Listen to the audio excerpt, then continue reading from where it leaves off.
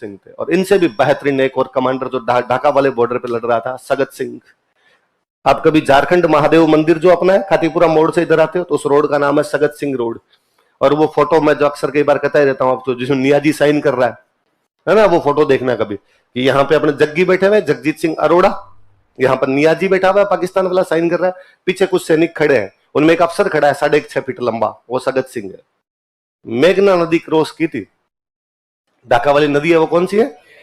जगजीत सिंह अरोड़ा अपने eastern command के lieutenant general हुआ करते थे। तो जग्गी अरुणाचल प्रदेश थे, जग्गी ने सगत सिंह को कहा कि शाम तक मेघना पहुंचना है, मेघना जाके रुकना है, फिर सुबह आपको मेघना क्रॉस करनी है, सुबह मेघना क्रॉस करना, या सुबह शायद मेघना तक पहुंच जाना, फिर मेरे ऑर्डर का इंतजार करना और फिर आप मेघना क्रॉस करना। मेघना क्रॉस करने का मतलब है ढाका के अंदर घुस जाना।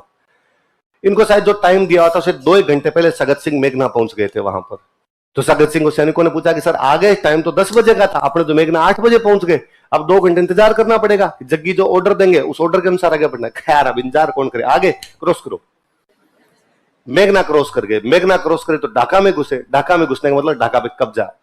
और ढाका की जनता क्या बावड़ी हुई थी, ढाका यूनिवर्सिटी की लड़कियां भारतीय सैनिकों के गले लग लग के क्या किस दिए थे उस दिन। इधर जग्गी को पता चला इस बात का कि इंडियन आर्मी मेरे बिना ऑर्डर के ढाका क्रॉस करके ढाका पे क्या कर चुकी है, कब्जा। जग्गी ने वापस ऑर्डर दिया, जग्गी ने कहा तुम मेरे जूनियर हो, और जब मैंने कहा था कि मेरे से बिना पूछे तुम क्रॉस नहीं कर सकते तो तुमने क्रॉस कैसे किया, और तुम वापस आओ। जगत सिंह ने कहा वापस तो इंडियन आर्मी मेरी लाश से आएगी, ऑन माई डेड बॉडी, तुम मेरे मार दो फिर इंडियन आर्मी को ले जाओ, वरना इंडियन आर्मी यही है। दूसरी एक शर्त है कि प्रधानमंत्री कह दे ऊपर से कि इंडियन आर्मी को वापस आना तो आ जाऊंगा, मैं नहीं मान रहा तुम्हारा ऑर्डर, मैं तुम्हारा सीनियर हूं, अब जो हो वो, ढाका पे कब्जा कर चुके हम और हम ऑर्डर नहीं मानेंगे अब तुम्हारा। जग्गी सीरियस ले गए बात को, जग्गी ने कहा मैं प्रधानमंत्री से कहलवा दूं तो फिर वापस आ जाएंगे। इंदिरा गांधी मीटिंग ले रही है, प्रधानमंत्री इंदिरा गांधी, सारे मंत्री बैठे हुए उनके सामने, सारे कलेक्टर बैठे हुए, सचिव जीते भी थे वो सचिव बैठे हुए। अचानक एक सचिव एक पर्ची लिखता है, आगे बढ़ाता है, आगे बढ़ाता है, रक्षा मंत्री के पास पर्ची पहुंचती है। रक्षा मंत्री थे बाबू जगजीवन राम। रक्षा मंत्री कौन थे? बाबू जगजीवन राम रक्षा मंत्री थे, जिनकी बेटी बाद में अपने लोकसभा के अध्यक्ष बनी थी, मीरा कुमार उन्हीं की बेटी है। जगजीवन राम वो पर्ची पढ़ते हैं, पर्ची पढ़ के उस पर नीचे अपने साइन करते हैं, साइन करके इंदिरा गांधी की तरफ पर्ची बढ़ाते हैं।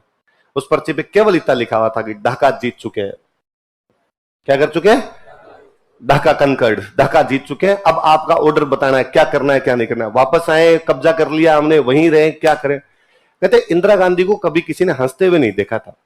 इंदिरा गांधी बहुत सीरियस मोड के अंदर रहा करती थी, और दुनिया में जहां भी महिला शासिका हुई वो हमेशा सीरियस मोड में रही है कि भाई सीरियस नहीं रहोगे तो बाद में कोई आपकी बातें नहीं सुनेगा, शायद यही बात रहती होगी। उस दिन इंदिरा गांधी नाची थी। इंदिरा गांधी का बेहतरीन फोटो जब प्रधानमंत्री कार्यालय के बाहर इंदिरा गांधी एक हाथ में पर्ची लिए हुए नाच रही, उनकी साड़ी का पल्लू लहरा रहा है, वो पल्लू भारत की विजय को दिखा रहा था कि हम ढाका जीत चुके थे।